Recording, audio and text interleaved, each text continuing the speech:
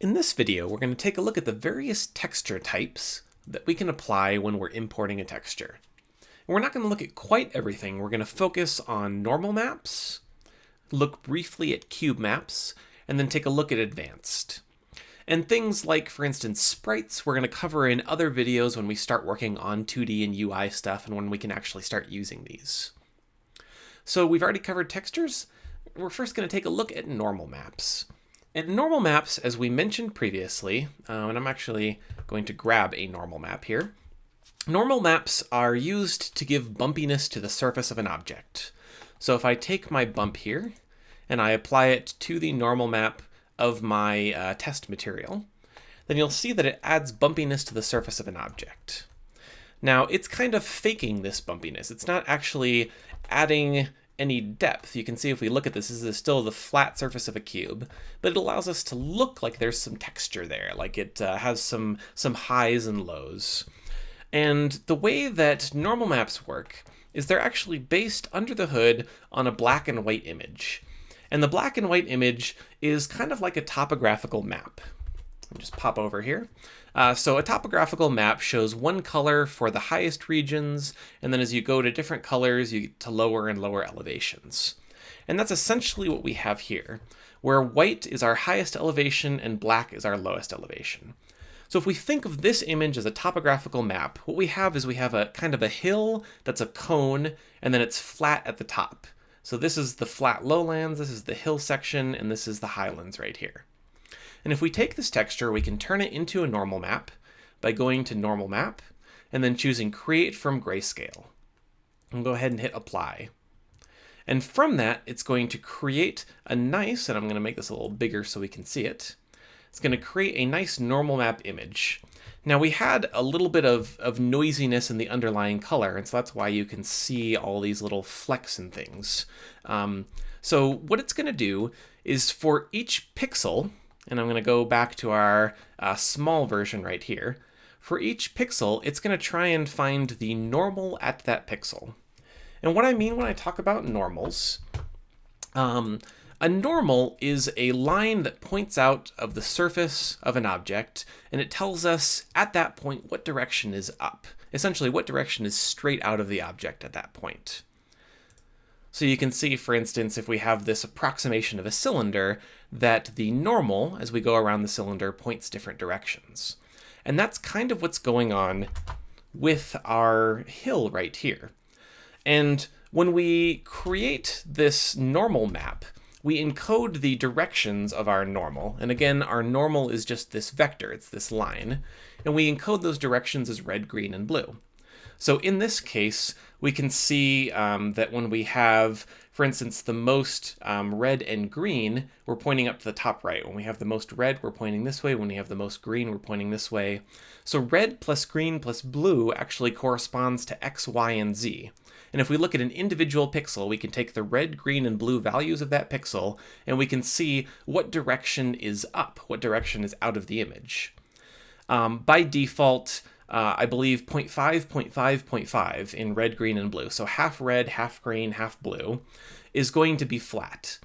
And so in this case, this is the color that corresponds to half red, half green, half blue. And this just tells us that our normals at this point are pointing straight out of the image at us. In this case, our normal is pointing kind of up and to the right. In this case, it's pointing down and to the left. And that is what then allows us to take our black and white image and apply it, apply it onto our test material as a normal map. And you can see that it affects how our image is lit. It kind of looks like it has a bit of a hill on it. In this case, I believe I have my tiling set to 2 by 1, so I'll set that back to 1 by 1. And I'm actually just going to take my light, the brightness down just a little bit so we can see this a little bit better. And again, it's not changing the actual geometry of the object. It's just changing how the object interacts with light. So that's kind of cool. That's something that we can create from black and white images, or if we have a pre-computed normal map, we can just import it as is. So if I show this in Explorer, we'll see that on disk, this isn't a black and white image. This is something that in another program somewhere like Photoshop or whatever else, we have created a normal map that already has all the colors. And so when we bring that in, we can just mark it as a normal map, and then we can use it anywhere in our game.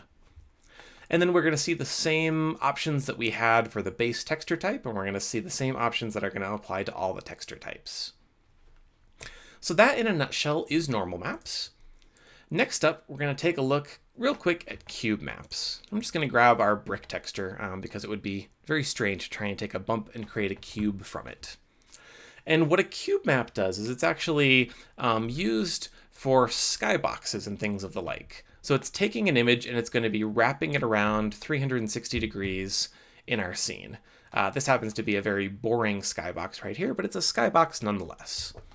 So if we take this and we mark this as a cube map, it's going to ask us, okay, how do we want to take this and turn it into a cube map? How do we want to map this onto a cube? And there's a few different ways that we can do this. And we won't go into this in this video, but there are a number of resources online, and if you're curious, you can start to poke at this on your own. I'm just going to use 6 frames cubic layout. And there's some other options for what we want to do with the seams, because again, we're taking this texture and we're going to be applying it to the sides of a cube, so there are going to be seams everywhere the sides meet. If I go ahead and hit apply, instead of a texture preview, it's actually going to give me a preview of a sphere. And this is what it looks like if I were to apply my newly created cube map as a skybox in the scene. So this is how we create skyboxes that we can then apply and wrap around the scene, and how we do things like reflections and a few other things that we'll be getting into later in the course. And so after textures, normal maps, and cube maps, the last thing we're going to cover is the advanced type. And this is kind of a catch-all. It's going to give us a bunch of options from these various different types. So if I click on advanced, we're going to see that all of a sudden we've got a whole bunch of options here. So first of all, we're going to see that we have this same mapping that we just had with the cube map. So I'm going to turn this off and hit apply.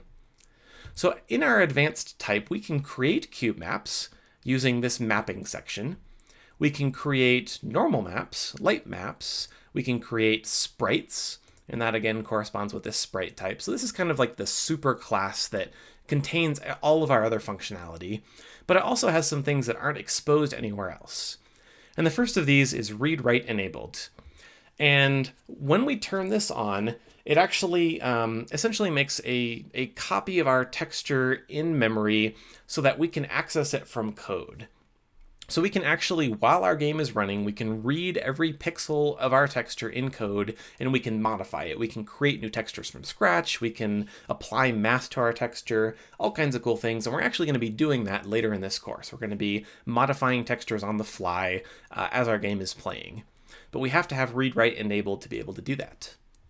Next up is generate mipmaps. And another video goes more in depth into mipmaps, but this is where we can tell it, oh, I want, or no, I don't want mipmaps. And then we have settings for how it's going to do those calculations, how it's going to generate those. And then the other stuff is just things that we're going to see other places. Again, the mapping goes with cube maps, sprite mode goes with sprites, and so on and so forth. One more thing that we'll note, though, is that we have more formats available. If we open up this list, all of a sudden we have a lot more ways that we can represent this texture in memory. And we're going to see that there's a number of ways that we can compress this texture. And these are not going to look familiar to you, because when you think about texture compression, if you think about it at all, you probably think about like JPEGs. JPEGs are a compressed type of texture. But the problem with JPEGs is that you can't go into a JPEG file and read an individual pixel. When you display a JPEG on screen, what's going on is your computer uncompresses it, and then it can read the individual pixels. These compression methods actually compress things in such a way that we can still go in and grab an individual pixel without having to uncompress the whole thing. So these are compression algorithms that are used on the GPU. This is different than a concept that you're used to. And there's a number of these that are sort of industry standards. So DXT is going to be one of the standards, and DXT1 corresponds to images that don't have any alpha, images that are totally opaque, whereas DXT5 corresponds to images that have an alpha channel. So we can choose our type of compression. And by the way, different types of compressions like PVRTC, these are used on mobile. And Android has its preferred method of compression, and iOS has its preferred method of compression. So if you're going to start to do mobile development and things like that, it's good to at least kind of have a basic understanding of these various compression types. Our automatic true color is just going to be an RGB image, and each of the red, green, and blue channels is going to have 8 bits of information, so 256 possible values. We can also downscale. For instance, if we just wanted to have 16 bits for our RGB, or 16 bits spread along our RGB and A, we can certainly do that to create smaller images. And as you're playing around with these formats, you can actually see the size that the image is going to take up in memory. So our image right now is 1024 by 1024, and Unity is saying that it's going to take up 4 megabytes in memory. That's actually quite large because we're going to have a lot of textures in our scenes. You know, we're going to have hundreds of textures. So hundreds of textures, if they're 5 megs each, you know, it's going to be 500 megs of textures. That's a lot. So we can certainly downscale our image. We can say, the max size should actually be smaller, but we can also change the format. So for instance, if I take this to RGB compressed DXT1 and I hit apply, instead of being 4 megs, now it's 0.7 megs. So that's almost a 5x downsampling. But that's going to potentially introduce some artifacts. It's a lossy compression. You're going to lose information. We can choose automatic 16 bits. And again, that's going to be 2.7, so that's going to be a bit bigger, and it's going to have a bit more information. And as you apply these, you can see what it's going to look like in our texture.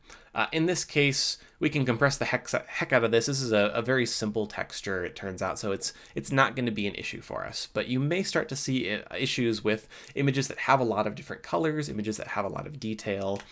So this is kind of one of those.